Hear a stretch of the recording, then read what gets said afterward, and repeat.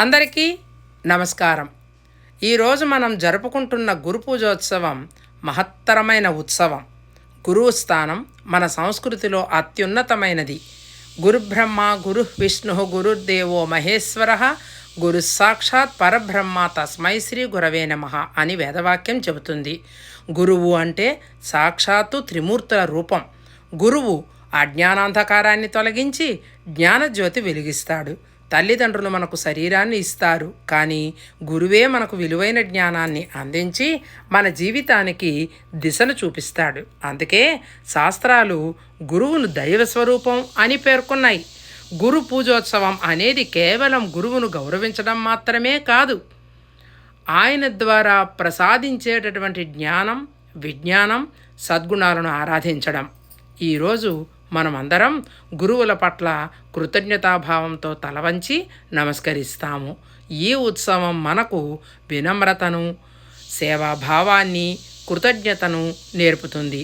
గురువు కరుణ ఉంటేనే శిష్యుడు జీవితంలో ఉన్నత శిఖరాలను అధిరోహించగలడు.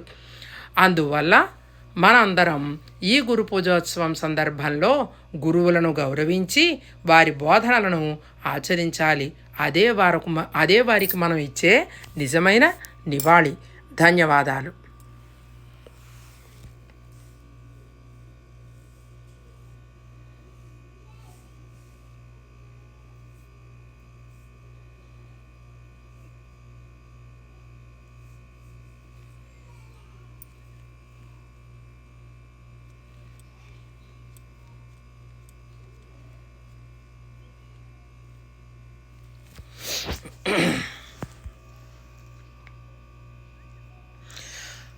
అందరికీ నమస్కారం.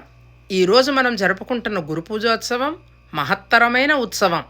గురువు స్థానం మన సంస్కృతిలో అత్యున్నతమైనది. గురుబ్రహ్మ గురు విష్ణు గురుర్దేవో మహేశ్వర గురు సాక్షాత్ పరబ్రహ్మ తస్మై శ్రీ గురవే నమః అని వేదవాక్యం చెబుతుంది. గురువు అంటే సాక్షాత్తు త్రిమూర్తుల రూపం. గురువు అజ్ఞానాంధకారాన్ని తొలగించి జ్ఞానజ్యోతి వెలిగిస్తాడు. తల్లిదండ్రులు మనకు శరీరాన్ని ఇస్తారు, కానీ గురువే మనకు విలువైన జ్ఞానాన్ని అందించి మన జీవితానికి దిశను చూపిస్తాడు. అందుకే శాస్త్రాలు గురువును దైవ స్వరూపం అని పేర్కొన్నాయి.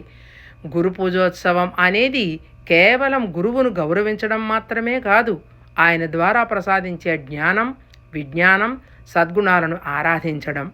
ఈరోజు మనమందరం గురువుల పట్ల కృతజ్ఞతాభావంతో తలవంచి నమస్కరిస్తాము.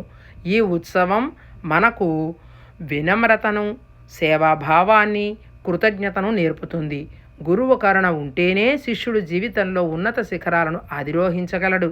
అందువల్ల మనందరం కూడా ఈ గురు పూజోత్సవం సందర్భంలో గురువులను గౌరవించి వారి బోధనలను ఆచరించాలి. అదే వారికి మనం ఇచ్చే నిజమైన నివాళి. ధన్యవాదాలు.